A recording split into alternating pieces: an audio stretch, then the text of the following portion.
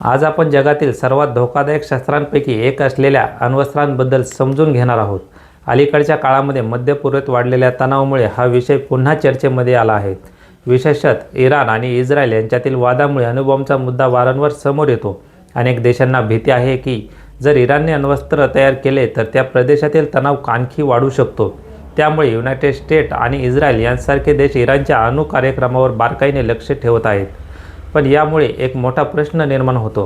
जगातील काही देशांकडे अण्वस्त्र आहेत, पण बाकी देशांना अणुबॉम्ब तयार करणे इतके कठीण का आहे?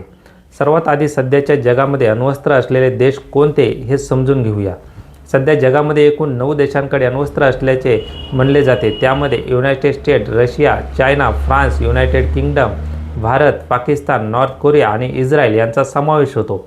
या देशांनी अनेक वर्षाच्या संशोधन आणि मोठ्या आर्थिक गुंतवणुकीनंतर आपली अण्वस्त्र क्षमता ही विकसित केलेली आहे. या देशांपैकी सर्वात जास्त अण्वस्त्र रशियाकडे आहेत असे म्हणले जाते.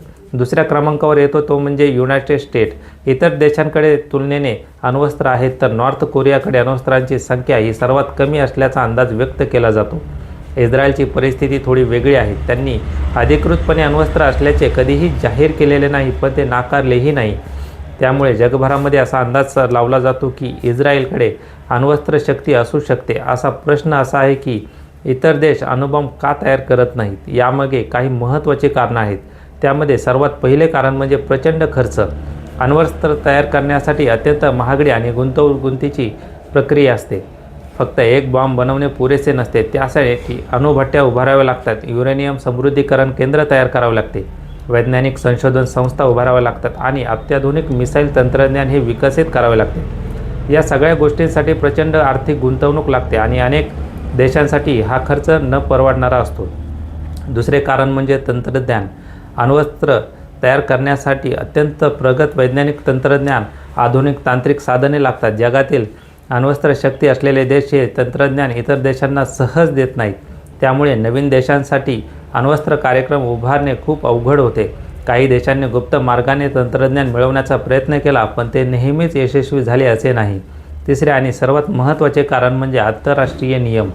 अण्वस्त्रांचा प्रसार थांबवण्यासाठी जगातील अनेक देशांनी न्यूक्लिअर नॉन प्रॉलिफरेशन ट्रीटी म्हणजेच NPT हा करार स्वीकारला आहे. हा करार 1968 मध्ये तयार करण्यात आला आणि 1970 पासून हा करार लागू झाला. या कराराचा मुख्य उद्देश असा होता की जगामध्ये अण्वस्त्रांचा प्रसार कमी व्हावा, आधीपासून असलेल्या अण्वस्त्रांची संख्या कमी करण्याचा प्रयत्न व्हावा आणि अणुऊर्जेचा वापर शांततापूर्ण उद्देशांसाठी केला जावा. आज जगातील 190 पेक्षा जास्त देश या कराराचा भाग आहेत. मात्र काही देशांनी या करारावर सही केली नाही. त्यामुळे भारत, पाकिस्तान आणि इस्रायल यांचा समावेश होतो. तर नॉर्थ कोरियाने सुरुवातीला हा करार स्वीकारला होता, पण नंतर त्यातून बाहेर पडण्याचा मार्ग निवडला. जर एखादा देश गुप्तपणे अण्वस्त्र तयार करण्याचा प्रयत्न करत असल्याचा संशय आला तर त्याच्यामागे आंतरराष्ट्रीय स्तरावरही कडक आर्थिक निर्बंध लागू केले जातात. या निर्बंधांमुळे त्या देशाच्या अर्थव्यवस्थेवर मोठा परिणाम होतो. त्यामुळेच अनेक देश अण्वस्त्र कार्यक्रम सुरू करण्यापूर्वी अनेकदा विचार करतात.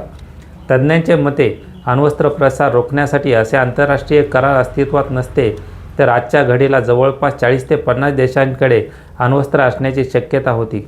पण या करारांमुळे अण्वस्त्रांची संख्या मर्यादित ठेवण्याचा प्रयत्न केला जात आहे. एक गोष्ट मात्र नक्की आहे की अण्वस्त्र हे मानवी जातीसाठी अत्यंत धोकादायक शस्त्र आहे. जर कधी मोठ्या प्रमाणावर अण्वस्त्रांचा वापर झाला तर त्याचे परिणाम फक्त 2 देशांपुरते मर्यादित राहणार नाही, तर संपूर्ण जगावर त्याचा परिणाम होऊ शकतो. म्हणूनच जगातील अनेक देश अण्वस्त्रांवर नियंत्रण ठेवण्याचा आणि त्यांचा प्रसार थांबवण्याचा प्रयत्न करत आहेत. तुम्हाला काय वाटतं? जगामध्ये अण्वस्त्र पूर्णपणे बंद व्हायला हवीत का? तुमचे मत कमेंटमध्ये नक्की सांगा आणि अशाच माहितीपूर्ण व्हिडिओसाठी चॅनलला सबस्क्राईब करायला विसरू नका.